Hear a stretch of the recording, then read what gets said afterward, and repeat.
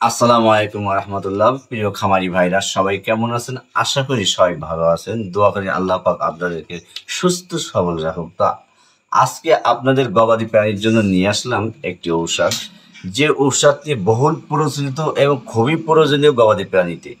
ঔষধটির নাম সালফা-3।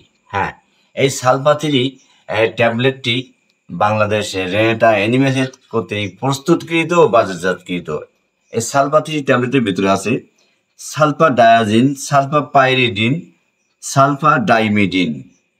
এই সালফা-3 ট্যাবলেটটি গবাদি প্রাণীতে নিউমোনিয়া, বাছুরের ডিপথেরিয়া, নাভি পাকা, শিং ভাঙা, খাসিকরণ জনিত সংক্রমণ, মূত্রনালী সংক্রমণ, জরায়ু প্রদাহ, গিরাফোলা, পা পোড়ানো, প্যারাটাইফয়েড, ডায়রিয়া, আমাশয় ইত্যাদিতে এই সালফা-3 গোলাসটি ব্যবহার হয়ে থাকে।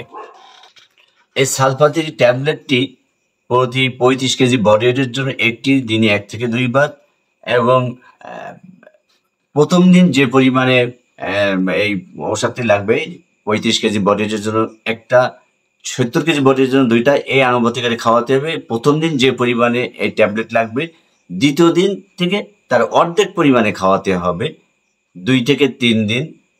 আমরা বিশেষ করে এই ট্যাবলেটটি খাওয়াবো আমরা গুঁড়া করে খাদ্যের সাথে মিশিয়ে, অথবা সরাসরি গুঁড়া করে পানির সাথে মিশিয়ে খাওয়াবো গবাদি প্রাণীকে। অবশ্যই যখন খাওয়াবো আমরা সাবধানতার সহিত খাওয়াবো।